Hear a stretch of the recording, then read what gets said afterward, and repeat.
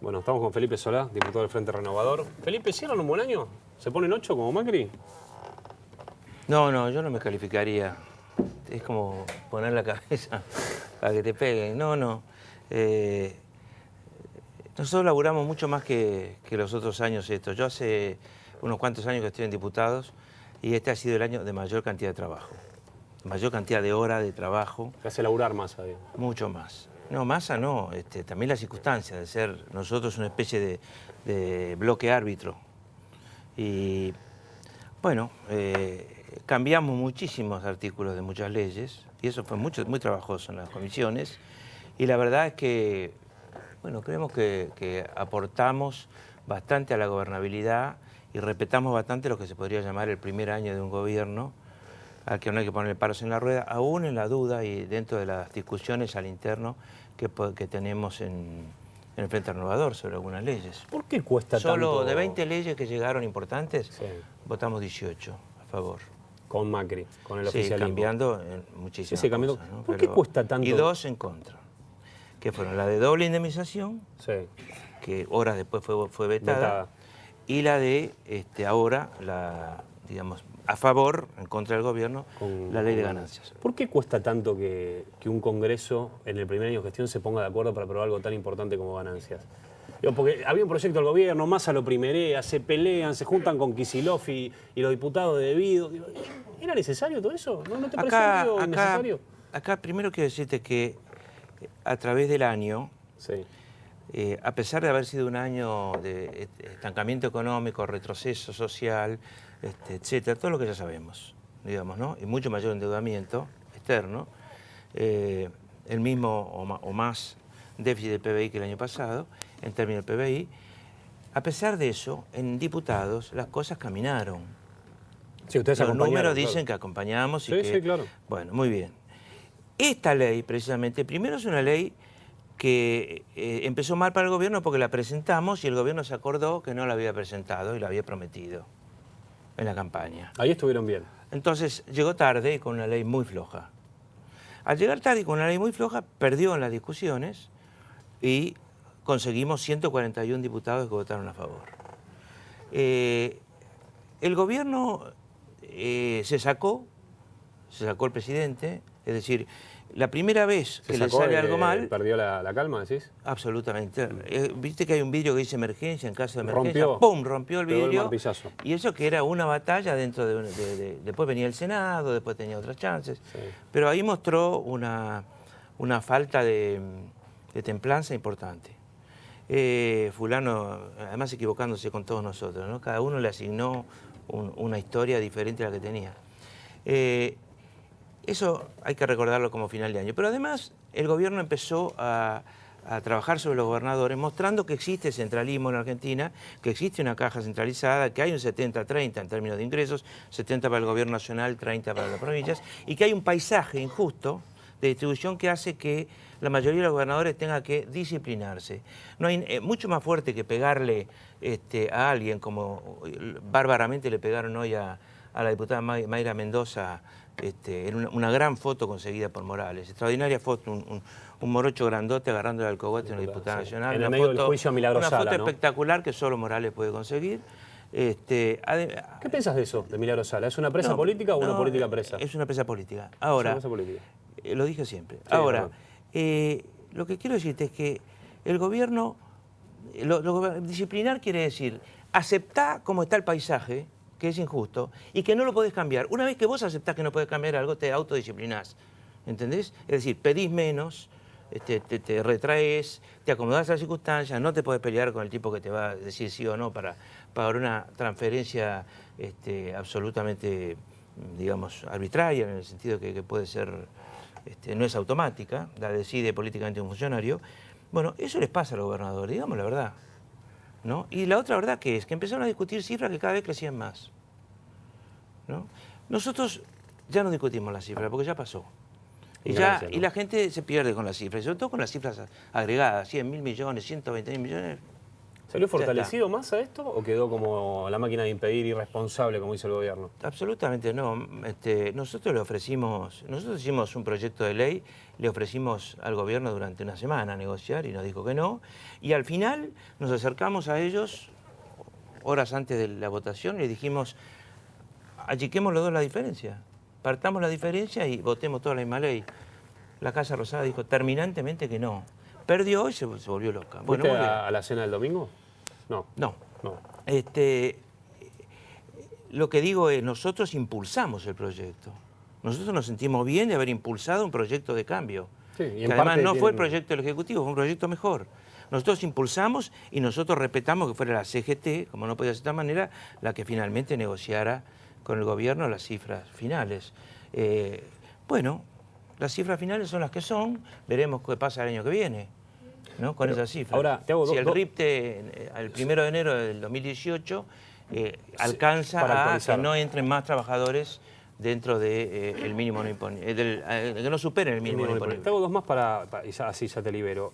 No, No tengo ninguna gana de liberarme. perfecto, te invitamos a que te quedes. Pero, también pero te los dejarlos veo hablar a los esperando muchachos que están, insignes, están con los insignes colmillos afuera. opinadores, están en serio, están esperando y no me gusta. ¿No pensás que mucha gente se sintió defraudada este año? Digo, un poco por Macri, porque tenía otra perspectiva, y un poco con el Frente Renovador, que se supone que no iba a juntarse una foto con Kicillof. No, yo no compro para nada la demonización. En primer lugar, creo que hay mucha gente que se desilusionó de Macri, pero que le va a costar mucho aceptar que hay otra posibilidad, porque le falta la otra posibilidad, nos falta para consolidar una oposición que pueda gobernar el país creíble. Todavía nos falta. ¿Pero vos para tenés eso. algo que ver con eso? ¿Te sentís un poco identificado con el kirchnerismo o no? No, estoy hablando de la oposición, de la Ya sé, oposición ya sé, ya de la sé. que yo formo parte, no sé si te diste cuenta. Sí, cuando veo el Durante conteo... año. Sí, claro. Bueno, creo que he sido bastante opositor durante el año. Bastante opositor. Sí. Áspero te veo últimamente. Estás enojado, Felipe, claro. me parece, en el fondo. No sé qué No, te pasa. no. Y no me lo digas de nuevo. No, pero la verdad es que nosotros consideramos que, digamos que el número de gente que está desilusionada con Macri es el número más importante. Pero también consideramos que no vamos a comprar la demonización.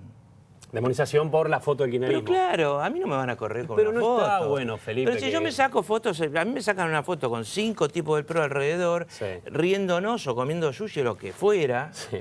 ¿no? O de fin de año con champán, suponete, que no me han ofrecido, no en el programa, sino lo del PRO. Ojo con el community manager, porque no lo borro. Bueno, la verdad es que, no sé, no es chicanero, la verdad es que me pueden sacar la foto que quieran. Todos los diputados nacionales valen uno y fueron votados por el pueblo. Entonces la idea del periodismo o de quien sea, de que estos son demonios y los otros son buenos, ¿sabes por dónde me la paso? Discúlpame. No, yo a te esta entiendo. altura de mi vida me van a decir con quién me tengo que sacar una foto. Me saco la foto con el que se me canta. obvio. Pero no te lo digo a vos, se lo digo a Ya lo todos los sé. tipos que dicen una foto con Kicillof. No sean tontos. Pero No sean vos tontos. pensás los tipos que siguen a Margarita Stolbizer, que es el templo de la investigación, el templo del ataque a la corrupción, votando con el mismo bloque que debido. Es raro, no es lógico, digamos. Disculpame, el gobierno votó con el bloque debido una ley que nos obligó a nosotros a cambiar ante esa votación en la que quedamos pagando, tuvimos que cambiar nuestra visión, la ley Pymes. Sí, es verdad. ¿No? Y votaron ellos y nadie se rasgó las vestiduras. Pero no hubo foto. ¿No?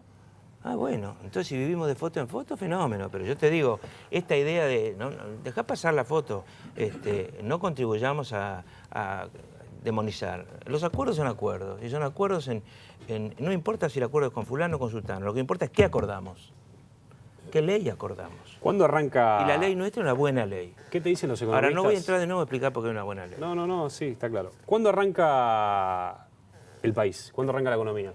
¿Qué pensás? ¿Qué te dicen los economistas? Yo ¿Qué olfateás vos? coincido con Ricardo Delgado, que estuvo antes, en que el país lleva 6 años con serruchitos de crecimiento y decrecimiento, pero con un promedio que indica que no hemos crecido por habitante. Eso es muy grave. 6 años sin crecer el PBI per cápita es muy grave. ¿Por qué? Porque mucha gente confunde las palabras y cree que hace falta un ajuste. Siempre cuando viene un gobierno nuevo viene un ajuste. Aquí, bueno, ¿a quién va a hacer el ajuste? ¿Quién va a pagar el costo? Etcétera. Aquí el ajuste en todo caso se llamó apertura del cepo y otras medidas Y más. el tarifazo también, ¿no? Por supuesto. Pero empezó mal esto. No porque la apertura del cepo saliera mal, sino porque de entrada unos 10.000 y pico de millones de dólares fueron a parar, fueron de abajo para arriba, o del Estado para cuando se podían discutir un poco más. Por ejemplo, los que compraron el dólar, que ahora el gobierno acepta ponerle 15% de El dólar ahora. futuro, sí. ¿Por qué no mandó una ley en enero cuando había que pagarle 75.000 millones de pesos a los que habían comprado el dólar en septiembre a 10 mangos o en octubre y ya lo tenían en 15 o en 14 y pico? No, ahí no se les ocurrió nada más que pagar.